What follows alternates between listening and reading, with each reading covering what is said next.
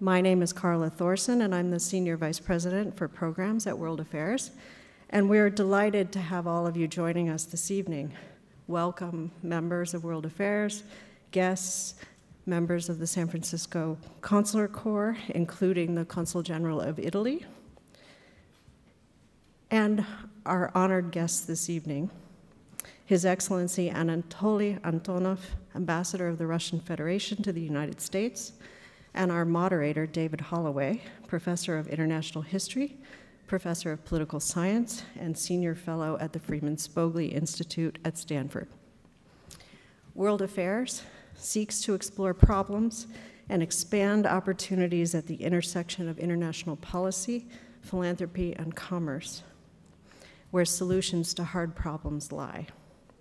And I have to say that tonight we'll be talking about some hard problems, and hopefully we'll be talking about some solutions for the US-Russian relationship. A word about our program this evening. Ambassador Antonov will offer formal remarks, and following his remarks, he will have a conversation with and take your questions with Professor David Holloway. So if you would mind taking a moment to please turn off your cell phones or at least silence them during the program. We will be recording this event for radio. And you should all have some question cards handed out from staff, so please feel free to write your questions, and staff will collect them and share them with Professor Holloway during the conversation. So it's now my pleasure to introduce our guests for this evening. First, our moderator, David Holloway, is the Raymond A. Spruance Professor of International History and a Professor of Political Science and a Senior Fellow at the Freeman Spogli Institute at Stanford University. David was co-director of the Center for International Security and Cooperation from 1991 to 97 and director of FSI from 1998 to 2003. Since joining the faculty in 1986, he has served as chair and co-chair of the International Relations Program and as associate dean in the School of Humanities and Social Sciences. So I can't think of anyone better to be our moderator this evening. And he'll be talking with our honored guest, His Excellency Anatoly Antonov. Ambassador Antonov is a career diplomat who has served for more than 30 years in both the Soviet and Russian Ministry of Foreign Affairs. From 2002 to 2004, he was the ambassador at large of the Russian Foreign Ministry, and from 2004 to 2011, he served as the director of the Department of Security and Disarmament. Mr. Antonov also held the position of Deputy Minister of Defense from 2011 to 2016. Prior to his role as the Russian ambassador to the US, Antonov was the Deputy Foreign Minister of the Russian Federation. On August 21st of this year, President Vladimir Putin appointed Anatoly Antonov extraordinary and plenipotentiary of the Russian Federation to the United States, and concurrently permanent observer of the Russian Federation at the Organization of American States in Washington. It is his first visit here to the Bay Area and here in San Francisco, so I hope you will all join me in welcoming him tonight and Professor Holloway for this very interesting conversation. Please.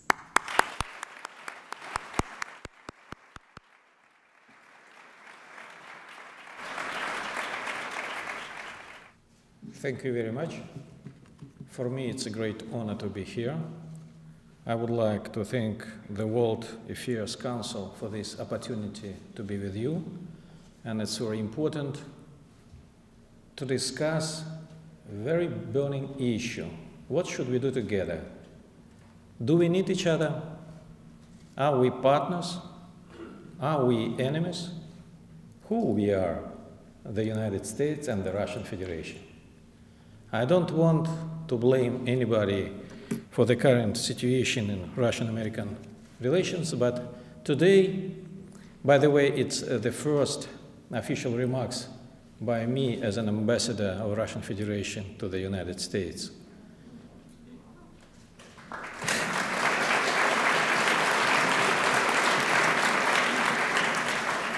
I'm not a magician. Mr. Ambassador, I want you to stop killing gays in Chechnya. Russia is killing gay people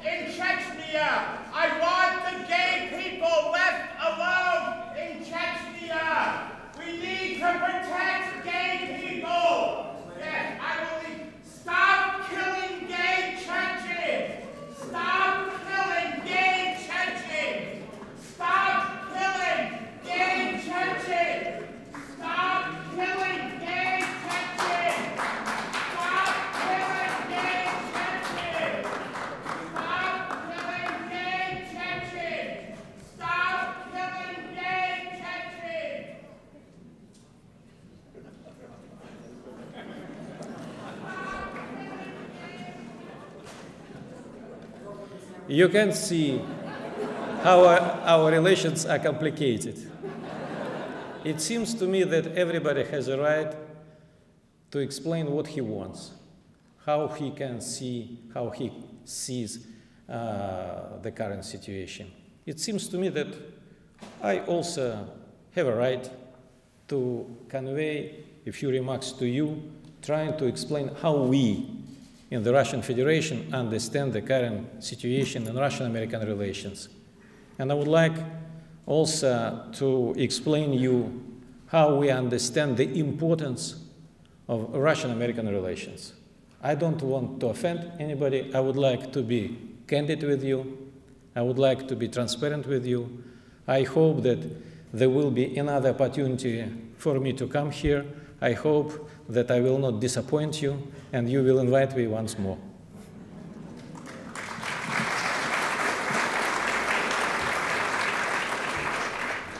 Now, as it was announced, it will be official remarks, and then I will be ready to discuss any issue of interest. Dear colleagues, over the recent years, the Russian-American relations have suffered severe degradation and are far from their best shape. Today, we are faced with aftermath of an unprecedented campaign to discredit Russia is an attempt to punish our country for protecting its interest and pursuing independent foreign policy. Regrettably, relations between our countries are still being politicized and abused. Russia is being groundlessly accused of meddling into the United States elections, as well of other domestic and external problems of the United States. The expulsion of Russian diplomats, seizure and search of our diplomatic property, along with the removal of state flags of the Russian Federation, infringement of rights of the Russian media, all these hostile actions are destroying the foundation of the Russian-American cooperation. The Russian threat is constantly used as a pretext to strengthen the so-called transatlantic solidarity, which takes forms of military planning. A clear example is all the hype around military exercise Zapad 2017, conducted by Russia and Belarus in September. We were accused of preparing for invasion of the Baltic countries, for occupation of Ukraine. There were rumors that once the exercise was over, the Russian troops would remain in Belarus. Naturally, none of this happened. It was all fake news. However, the United States, Canadian, German, and British contingents, which were pulled up under the pretext of neutralizing Zapad 2017, have stayed and are still there in the proximity of the Russian borders. Comments are unnecessary. The fact that we are not welcome at the US Congress, a place where all kinds of hearings, commissions, and investigations on so-called Russian dossier take place, speaks for itself. Members of the Russian parliament reached out on multiple occasions to their American counterparts with an invitation to visit Moscow or to meet in the United States. No reaction followed. By the way, I have not succeeded in arranging a meeting at the Capitol either. It's very strange for me. There is no opportunity for Russian diplomats to explain how we understand the current situation in the United States, how we understand the situation in Russian-American relations to distinguished members of Congress. They don't want to speak, or maybe they are scared to speak to me or to my colleagues. But how it is possible to construct bilateral pragmatic relations? It's impossible to create anything without conversation, without dialogue. The logical outcome of this kind of policy is unfortunate. a heavy burden of mutual distrust and missed opportunities of pragmatic cooperation. Naturally, we cannot tolerate attempts to put pressure on us and reserve the right to decisively respond to hostile actions. The Russian side, however, does not seek confrontation and is open to improving the bilateral dialogue. It can only be achieved if the relations are built on the equal and mutually respectful basis. By the way, you see that before my departure to the United States, I visited a few senior ministers of Russian government. And I would like to send this message to you, that they would like to cooperate. They would like to promote good relations between the United States and Russian Federation. Mr. Putin has received me on the eve of my departure to the United States. And one message I got from him, that we need pragmatic, equal relations between the United States and the Russian Federation. One should not forget that Russia and the United States, as permanent members of the UN Security Council and two largest nuclear powers, bear a special responsibility for maintaining global peace and security. Therefore, despite all negativity, we should not shut off from one another, not look back at the past, but rather follow the strategic vision of our common goals. It is clear that the Russian and the United States interest intertwine when it comes to the fight against global terrorism.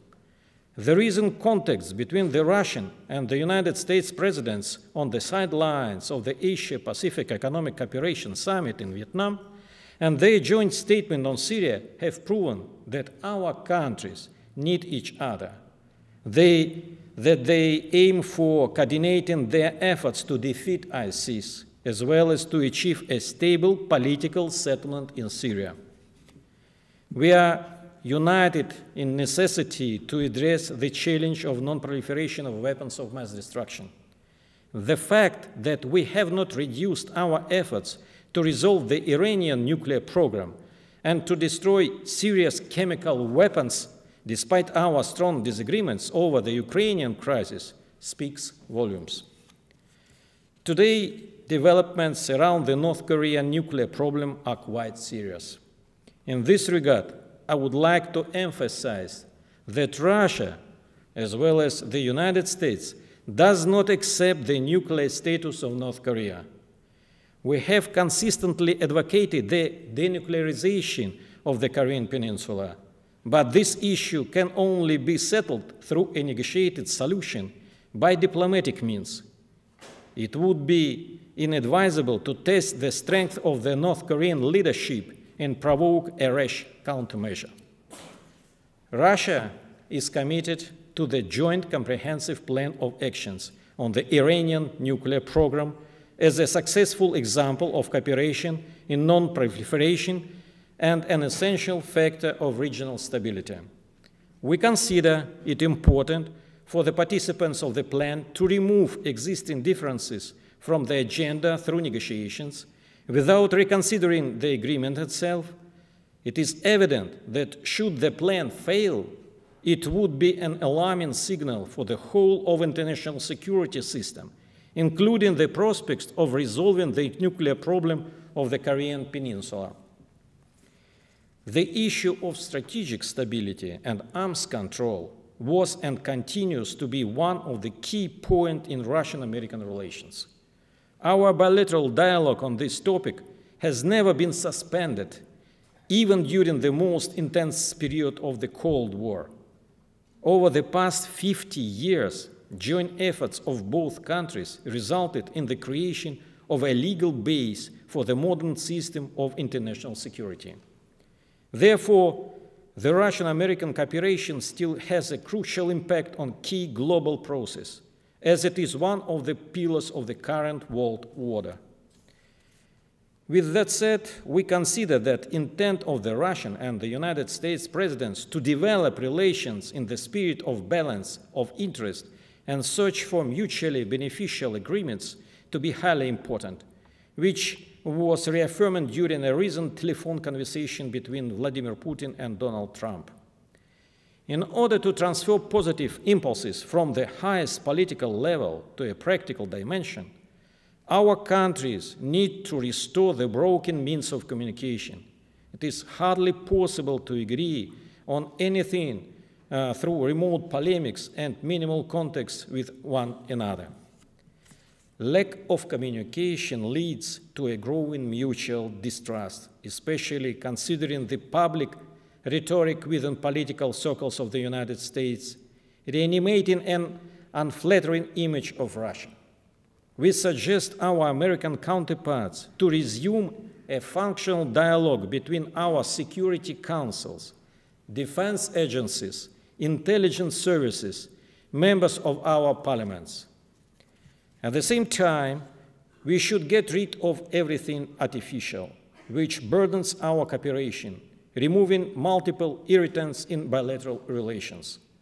The most sensible topic is the return of the diplomatic property which was seized from us.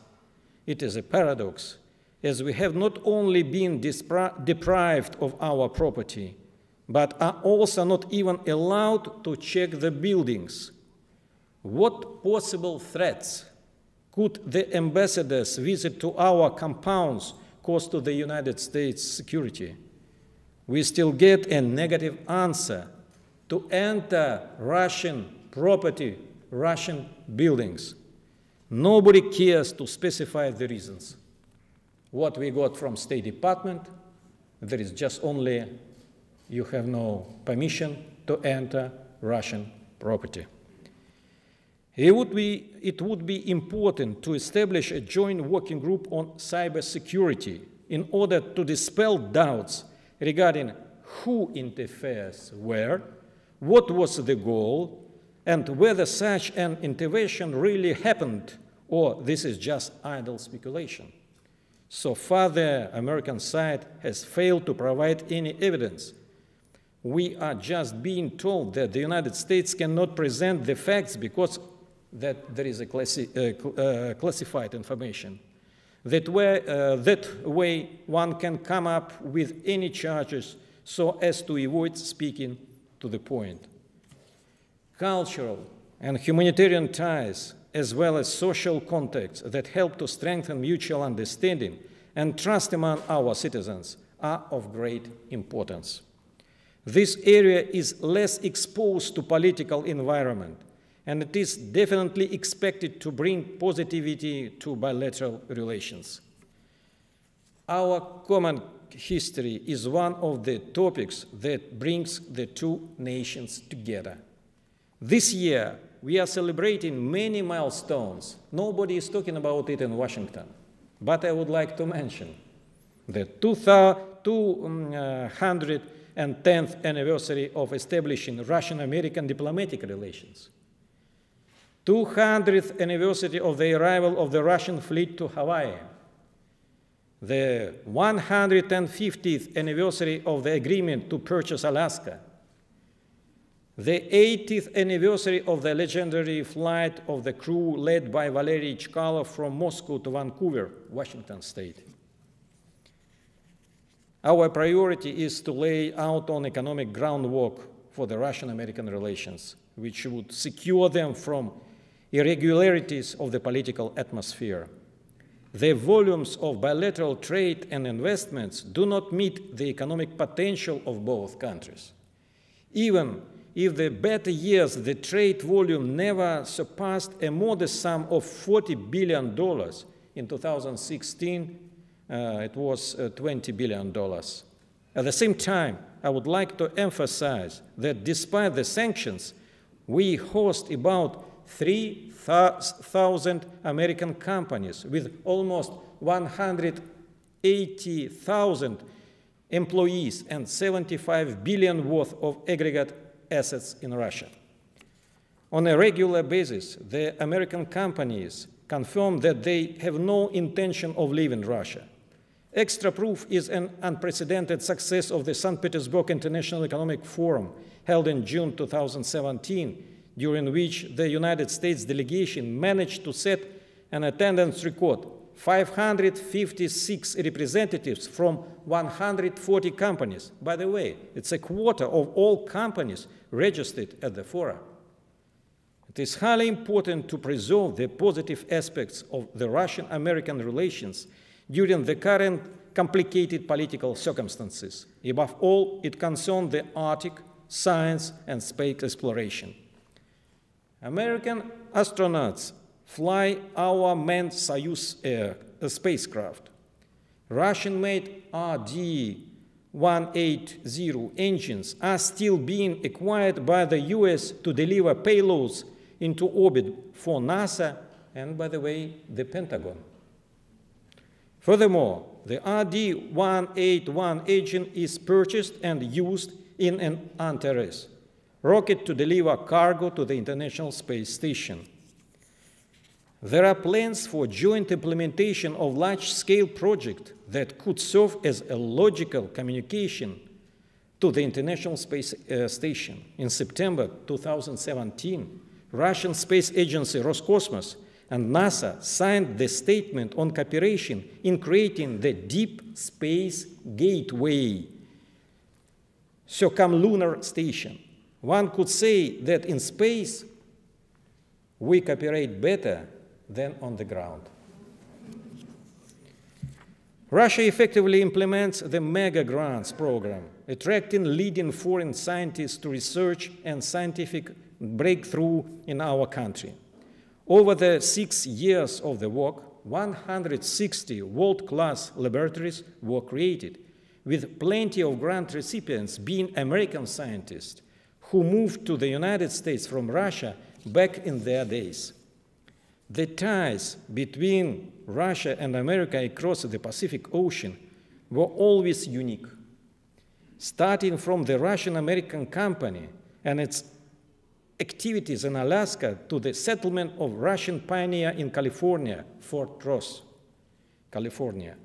From the Second World War, Lend-Lease program, in particular with nearly 8,000 planes ALSIP, moved from Montana through Alaska and Chukotka to Krasnoyarsk, to the oil and gas field of Sakhalin.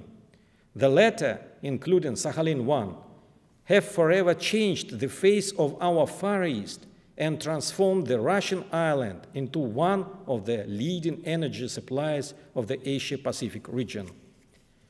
California has taken a major place in the relations between our two countries. We have the Chevron Corporation working for a long time in Russia along with Transneft as an operator of the Caspian Pipeline Consortium to deliver Kazakh oil to the Novorossiysk seaport. Since the early 90s, the Amur Machinery, a dealer of the Caterpillar company, supplies large construction machinery and equipment to the Russian Far East. Thousands of employees from Russia work in the flagship high-tech companies in the Silicon Valley: Cisco, Microsoft, Intel, Google, to name a few. The Russian-American Pacific Partnership has been active for more than 20 years. It is a unique platform for dialogue, which brings together officials and businessmen from the regions of the Russian Far East and the United States West Coast. The state of California is among the leaders of bilateral inter-regional cooperation. Over the past years, it established contacts with the Republic of Tatarstan, Tyumen, and Vologda regions. There is mostly due to the efforts of the state's current leadership. It is Governor Mr. Jerry Brown, who in September took part in the Eastern Economic Forum in Vladivostok in order to get acquainted with the economic potential of Russia and its Far East. The Fort Ross Dialogue, a bilateral forum uniting social, political, and business circles taking place in the United States and now in Russia, as well as plays an increasing role in developing ties between the regions of Russia and the United States. It has proven itself to be an important informal platform for dialogue and development of a positive bilateral agenda which our countries desperately need. In conclusion, I would like to remind you that this December marks the 210th anniversary of diplomatic relations between Russia and the United States. Back in 2008-7, American President Thomas Jefferson wrote to the Russian Emperor Alexander I, quote, "I am certain that Russia is the most cordially friendly nation to us," unquote. The Russian President Vladimir Putin has repeatedly stated that we are not picking fight with the United States and have always had a positive attitude towards the American people. When we stood together, we always achieved success and triumphed over evil, tyranny, and prejudice. That is how it has happened during the American War of Independence, the First and the Second World Wars.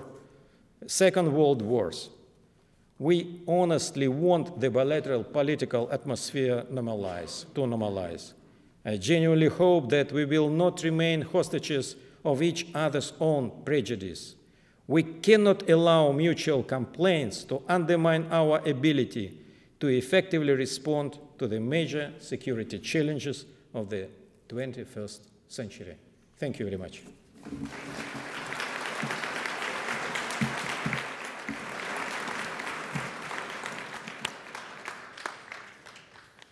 So we will start questions, the most interesting part of our conversation.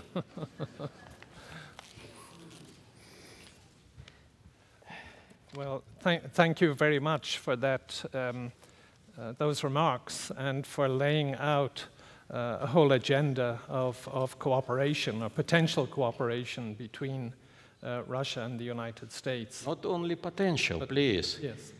But history of our relations, current status of our relations, and of course, you're right, potential. Potential, yes.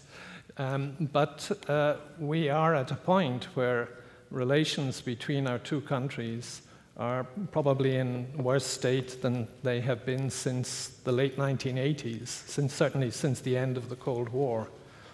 And there's a great deal of mistrust. And you are the new Russian ambassador in Washington. The US has a new ambassador in Moscow, John Huntsman. And when he presented his credentials to President Putin last month, he said, "I look forward to working to rebuild trust between our two countries and to strengthening the bilateral relationship based on cooperation on common interests."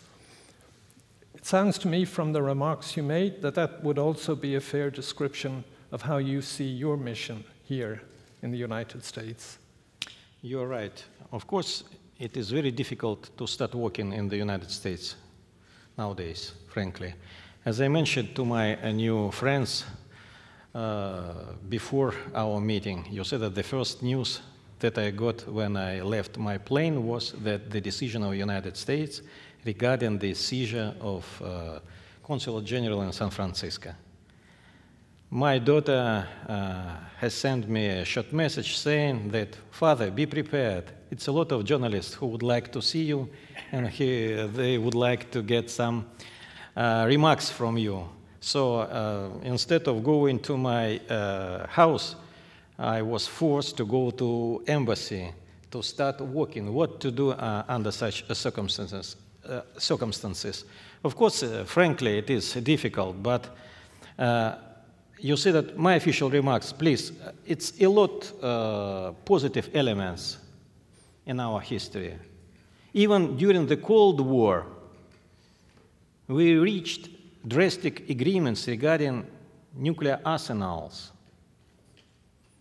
Don't forget about the treaties like INF, START Treaty, and you see that these treaties are still alive. And it's very important that the United States and the Russian Federation consider important to sit together and to tackle this issue. As I mentioned, you see that it's my understanding. It's not remarks that I got from Moscow, it's from my heart. When we are together, we can do a lot of.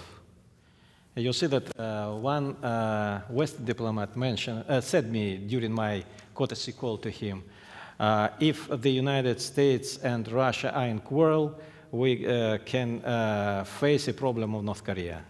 But when you are together, the whole world can sleep well. Well, let me follow up on the issue of nuclear weapons, which, as you mentioned, the US and Russia are the two great dominant nuclear weapons powers, and you headed the delegation that negotiated the New START treaty with the United States. So my question is, you mentioned that treaties are healthy, but there is some commentary now that arms control, as we've known it, is not in a healthy state. I don't believe we have formal treaty negotiations going on. The INF treaty is under criticism from both sides. Are we at the end of arms control as we've known it, or is this a temporary pause? And if we don't have arms control as we've known it, how do we manage our nuclear relationship? First of all, I would like to repeat your words. We need more trust. It's impossible, for example, to start negotiations tomorrow. It's necessary to make a lot of preparatory work for this.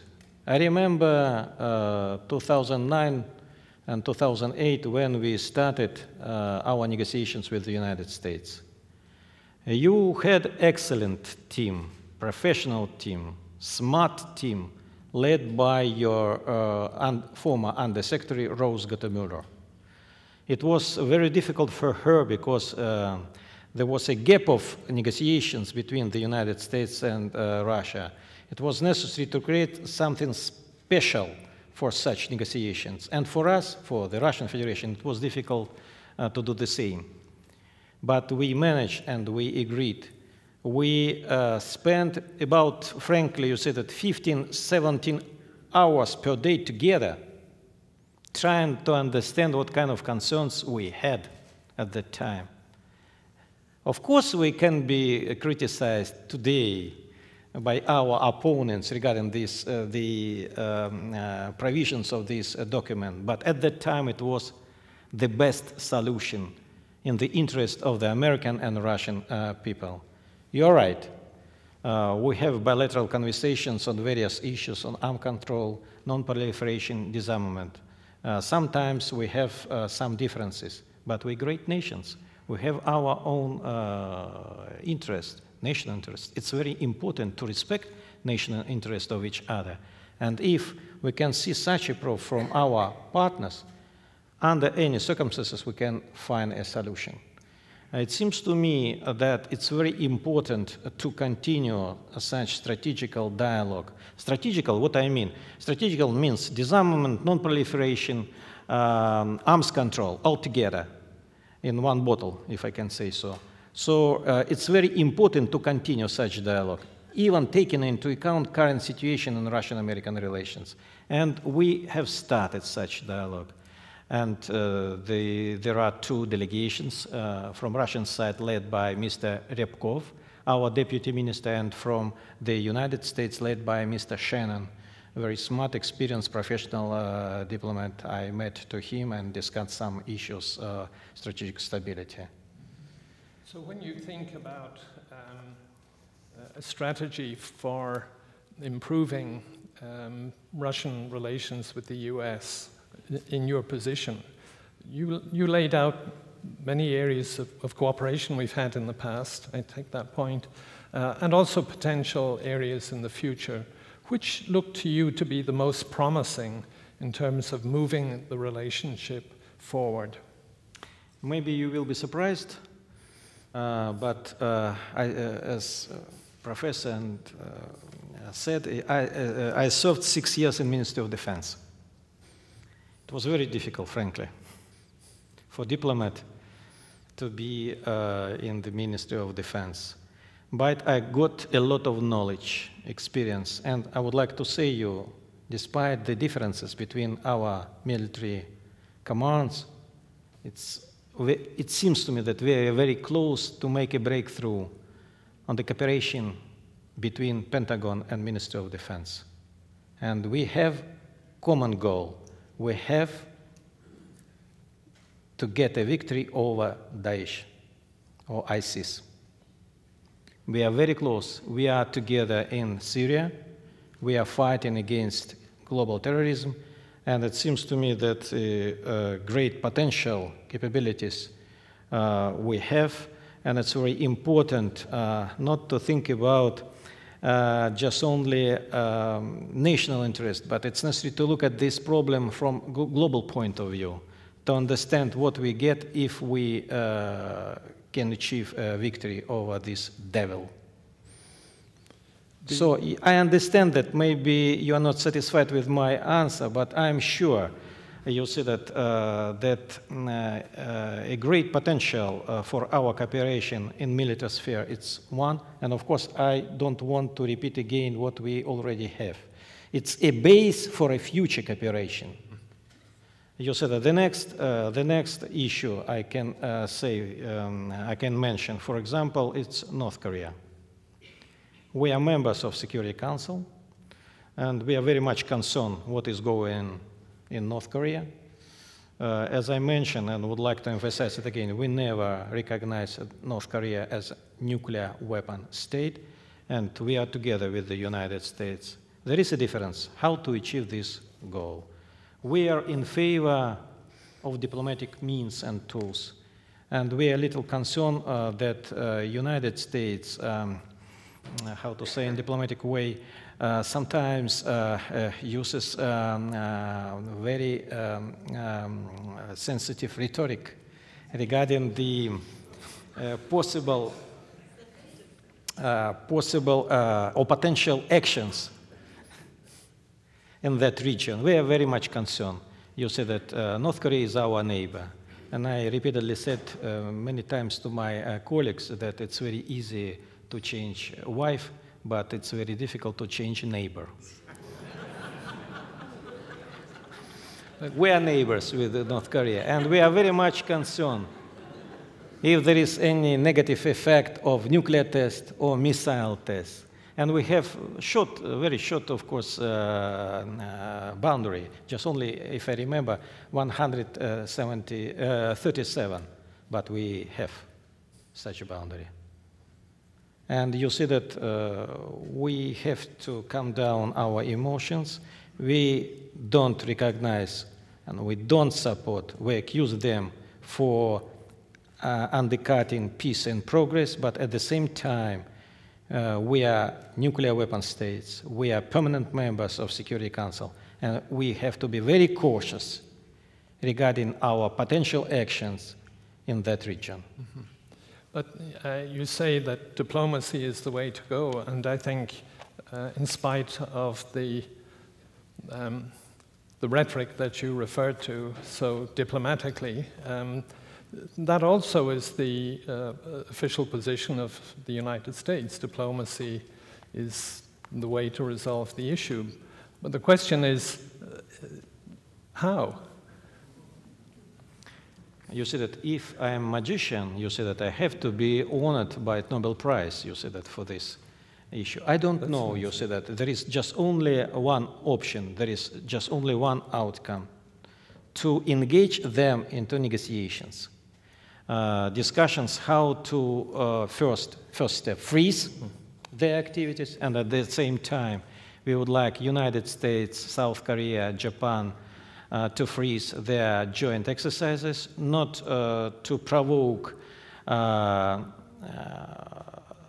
North Korea for the next missile tests and nuclear tests. And you say that to calm down, as I said, emotions, to sit together and to start direct talks. As to Russian Federation, we will help, and we are ready to be together with the United States, with other permanent members of Security Council in this regard. Right.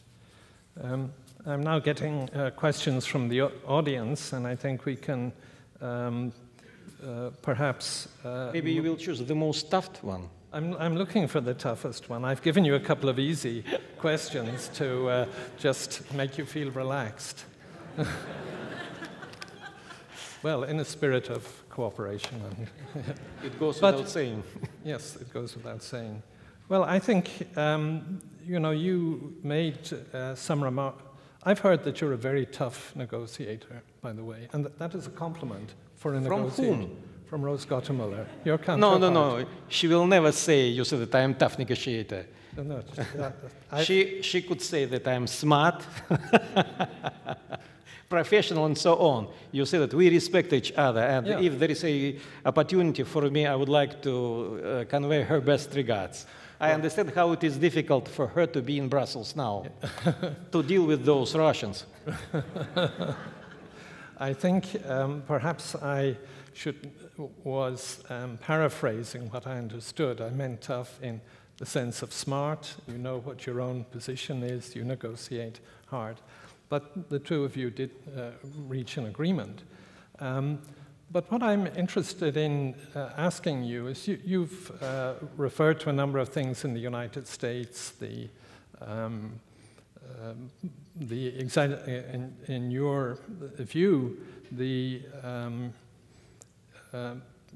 all the fuss that's being made about Russian interference in our election in 2016. And I'd like to come back to that question later. In fact, we will come back to it. We can start from it as well. But I wanted to ask you a more broader question. What, looking back, could Russia have done differently to avoid getting into this position? What,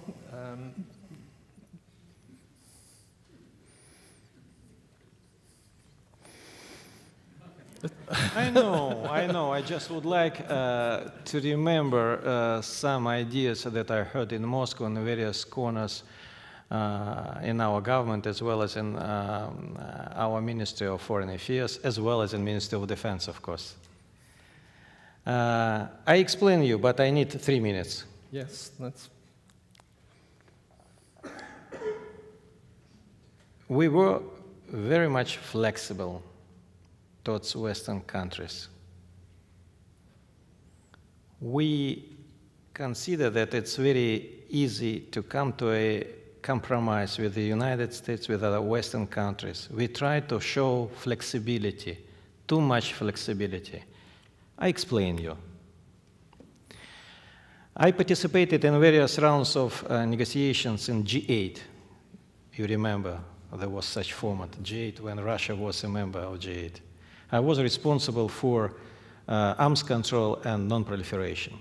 And I remember, when I agreed with Western countries, I was the good guy, smart guy, professional guy. But as far as I started to say, come on, you see that, let's come to another decision. You see that it's not meet my concerns, and I need some other phrases in the final document. I became tough negotiator. It's a compliment, tough negotiator. The same situation, if I hope that many of you know about the situation with arms control in Europe. Conventional forces in Europe, adapted CFE, and so on and so on. I don't want to torture you with such formulas. Again, you see that from one side there were Western countries, and from another side was the Russian Federation.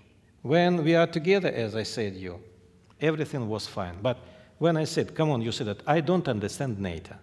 I don't understand decisions made in Brussels. And I explain you. You consider, I mean that my colleagues from Europe, from the United States, you consider that the threat is coming from south of Europe, from Iran.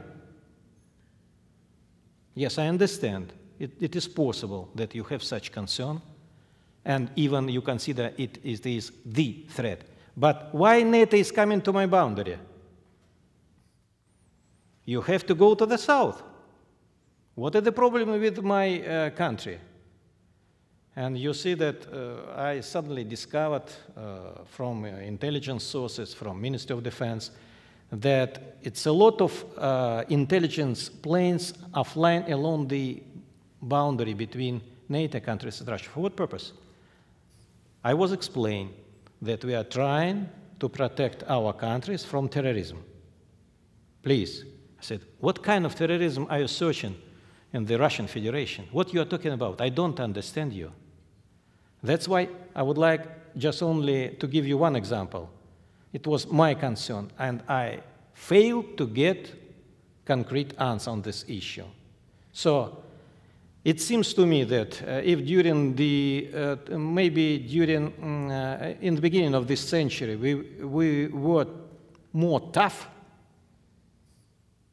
more understandable for Western countries, maybe we would not face the current status of our relations. By the way, it was said by my president, Mr. Putin. Well, thank you very much. So let me now turn to the question of the election, which is, well,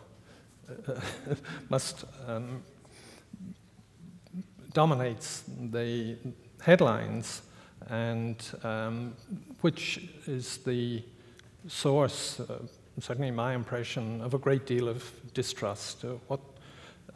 Because the sense, partly because the election was so close, partly because of the evidence of the statements made by our intelligence agencies that there was an influence campaign, that the US, that Russia and the Russian Federation engaged in different kinds of trolling, different kinds of advertising, and so on, hacking and releasing documents to WikiLeaks and so on. And that's, I think, playing itself out, or at least we're going through a whole procedure, a process of dealing with that in one way or another. So what is your response? I mean, your president has denied that you've engaged in those activities. You would like from me that I agree? No, I don't want to. Tomorrow I will go, you are a diplomat. Not to Monterey, I will go to Moscow. I'm not asking you to challenge that, but I'm asking you how you think then this, you mentioned it at the very beginning, how it affects the relationship. How is this going to play out? The situation is very delicate and complicated. Sometimes I raise a question to myself whether American people has more problem than Russian interference in elections. I just explain some colleagues, you said that in this room, saying that a few weeks ago I visited Chicago for one event. You said that I entered hotel, switch on TV, and I saw CNN showing or trying to prove that Russia interfered into United States elections. You said that I changed my suit. Then I visited one restaurant where we had excellent dinner with my friends, returned back to my hotel room, and what I see? The same. The same. 3 hours, just only about what? There are gossips, there are intelligence reports about, regarding Russian interference into American relations. You see that we raised this issue with our counterparts many times, requesting from them, if there is any opportunity to put proofs on the table, at least 1, 2 proofs. It was mentioned that we hijacked or we interfered into a Democratic Party website, and so on and so on. But specialists in cybersecurity know that it's very easy to interfere in your computer, for example, from Singapore. But it's possible to keep fingerprints in Russia. So that there is a real problem, cybersecurity. We have offered our American friends to sit together, to look at this problem, to find out what kind of problems, what kind of security challenges we face today, and to discuss, could we cooperate together? And do you think that we were in favor of one candidate or another in the United States? You said that, of course, I see you are smiling. You are smiling. I understand what it means. But you said that it's up to you to decide. You said that. And please raise a question to yourself. What kind of system you have if anybody can penetrate it? Well, that's... It was said by all of your presidents that the United States is superpower. Nobody can defeat it. Please, what has happened with your security? Well, in the end, that's not to many Americans a very convincing response to say that we do everything perfectly and because we're a superpower. I think I'll just recall the raising of glasses of champagne in the Duma when the election results came out. Yes, the Duma They are not not members of our government. No, well, yes, then they are elected members. Some NGO, by the way, also raised glasses with champagne. Yes, yeah. But let me put it in a broader context. Your denials have not stopped the process going on. It's going to play itself out. In what way, I don't know. But there is a general problem, and this perhaps should be a topic for mutual discussion. What impact do the social media have on what we see as fundamentals of democracy, namely the possibility of open discussion, the possibility of transparency and access to facts when we discuss the policies that we want our governments to pursue, or when we're electing people to parliaments or to the Congress. So I think there's a big issue whether what's important here is the particular scandal or the more general issue of what's changing. And I'm wondering if that's a kind of area in which it would be fruitful to have cooperation, not only in relation to social media, but also artificial intelligence, for example. It seems to me that it's high time for our intelligence and counterintelligence services sit together in closed room to discuss this issue, to find solution, to get answers on this issue, and to stop speculation regarding the meddling of Russian Federation. Maybe it's not Russia. Maybe it's another country. I see a lot of cameras here. That's why I don't want to name other country of particular interest of the United States, because we have some specific relation with that country. Why the Russian Federation?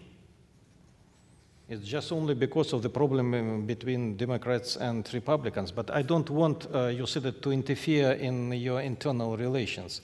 I just would like to answer to your question.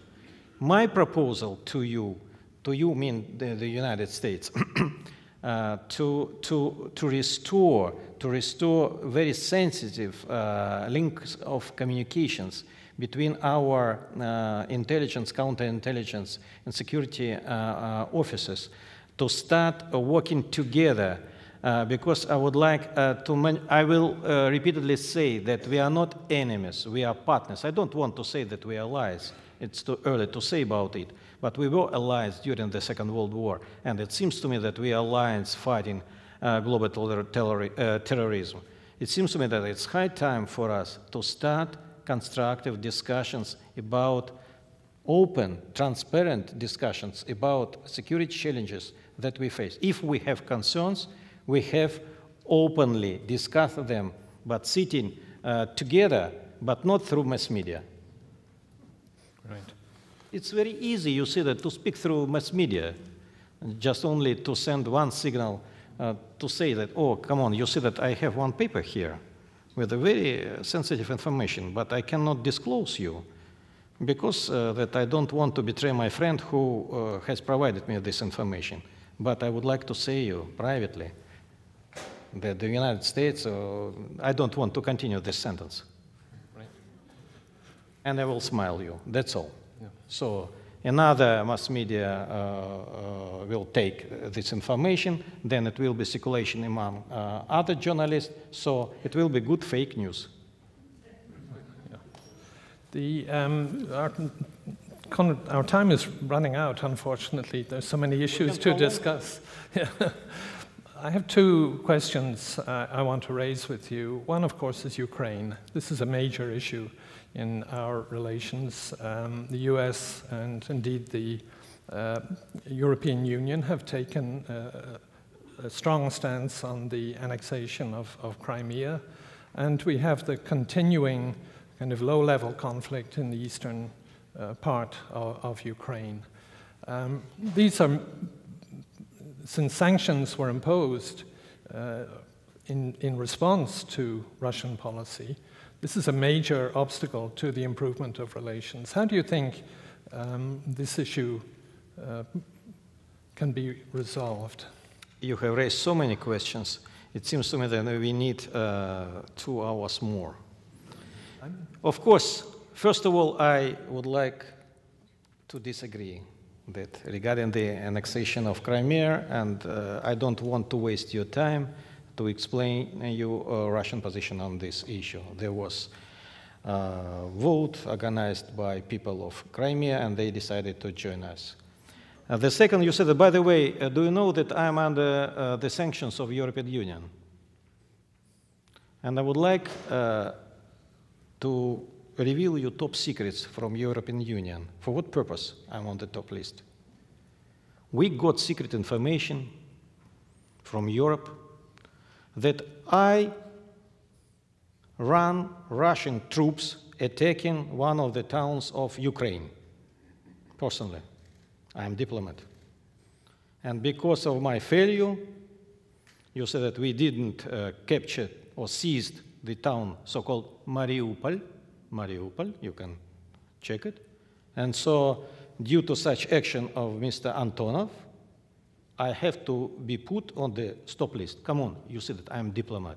And everybody knows what I have done in Ministry of Defense. I was responsible for international relations, military relations between Ministry of Defense and other ministries of defense of various countries. So there is a stupid, I don't know what kind of fake information from whom they took this information. It's stupid, you said it. The second about Donbass. Frankly, you said that we are very much concerned. When I worked in Ministry of Defense, a lot of my officers had their parents, relatives in Donbass. And they entered my office saying, Mr. Deputy Minister, what is going on? We don't understand. You said that they, I mean Ukrainian counterparts, said that we are attacking our relatives' houses. So they think that we could kill our mothers and fathers. No, the situation is a different one. You see that we have Minsk agreement. Please don't forget that Russia is not a part of this conflict. Everything was mentioned in, or is mentioned in the Minsk agreement.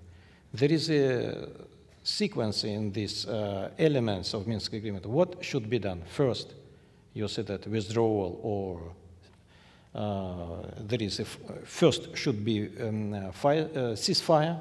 The second, withdrawal of heavy armament, ammunitions, and other elements. So there is a problem now how to fulfill it. There was a request from Western countries to protect peacekeepers or monitors, let's call it them monitors from OSCE. Mr. Putin has decided to help. He has decided to agree with the idea to protect these monitors from the attacks from both sides. That's all. You said that there is other ideas to create a peacekeeping operation in this region. What we are scared? We don't want Russian people to be killed in Donbass, like it happened in Odessa. in other towns.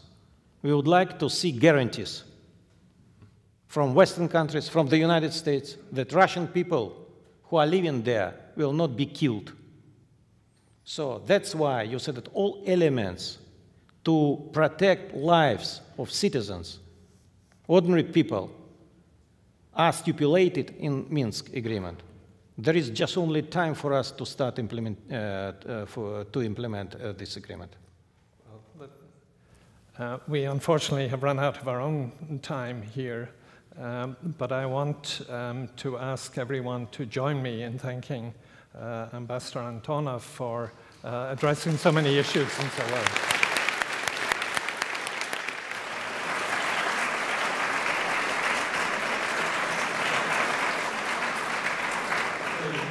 I just would like to say thank you very much. I understand that maybe you're not satisfied with all answers for your questions, but I would like to confirm that I'm ready to continue our dialogue, our conversation.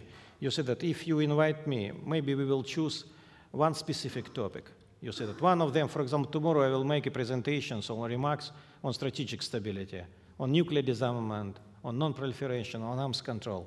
These topics are very important, and it seems to me that they are very crucial for the United States and for the Russian Federation.